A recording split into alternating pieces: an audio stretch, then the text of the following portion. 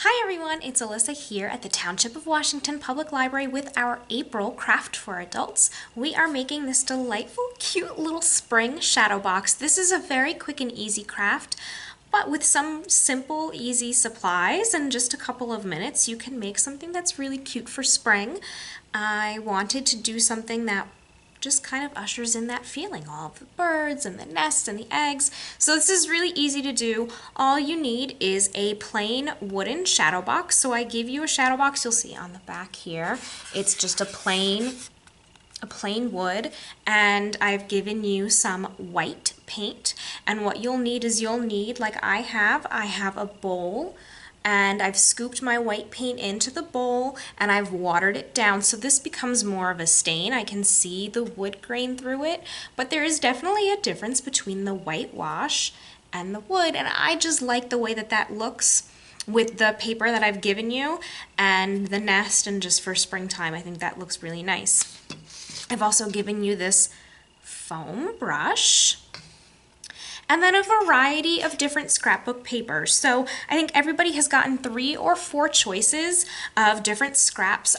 You can do it all one paper. I've given you enough paper in size that you can do just one in the background, but the inspiration picture that I had, I really liked sort of the scrapbook feel.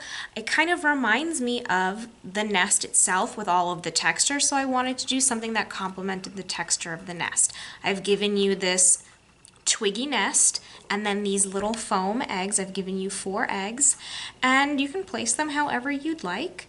And so it really is a simple craft. I do recommend using hot glue for this project. I'm using a high temp gun because I felt that the high temperature hot glue gun holds better than a low temperature hot glue gun because it really gives me time to press the nest into the puddle of glue so that it stays a little nicer and stays better. Sometimes with the low temp for something kind of heavy like this, it dries too quickly.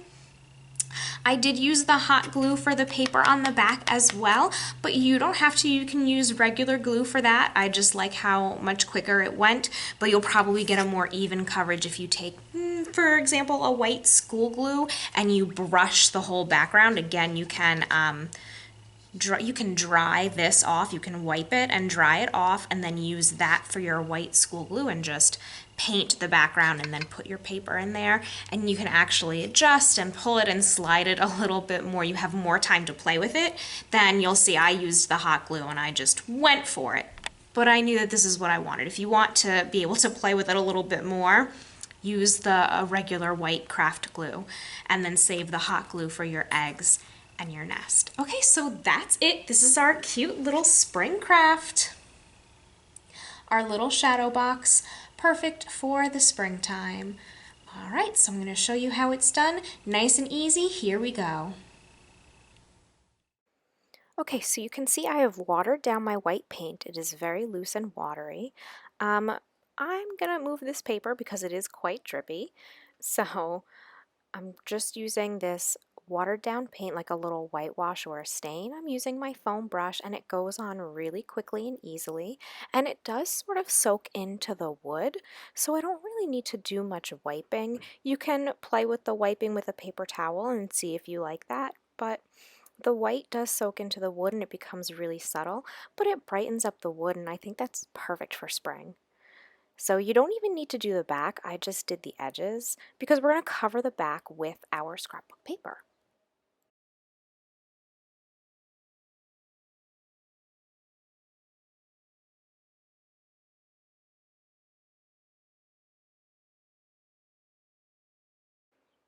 Okay, so I'm just playing around with my scrapbook paper next and deciding exactly how I want to lay it out and what sizes I want. So you've been given a variety of scrapbook scraps.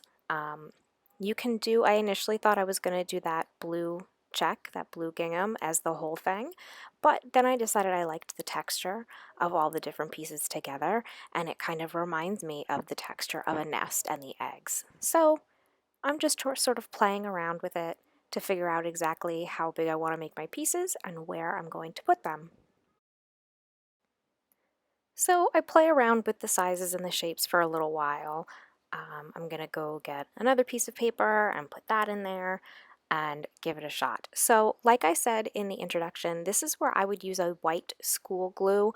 I would pick up your pieces of paper and coat the whole backing in glue and then place your pieces of paper down. I used hot glue for my paper just to be quick and also for the nest and the eggs, which is best practices. However, my camera did not record any of those things, which is the most tragic part of this entire video. So I will glue the paper down first and make sure it is dry, especially if you're using the school glue because it's very wet. And then I will hot glue my nest down into the middle, and then I will hot glue my eggs into the nest. Unfortunately, like I said, my camera did not capture any of this, so the next thing you're going to see is the finished product. So to create some dimension, you can see I layered the eggs on top of each other. Again, I've used the hot glue here because it's very secure. When you want to hang it up, you can use this twine here, but there's also the little picture hook, so you can do whichever you'd like to display your pretty shadow box. But that's it. It is all done, and it's totally customizable. I hope that you enjoy this simple, quick spring craft.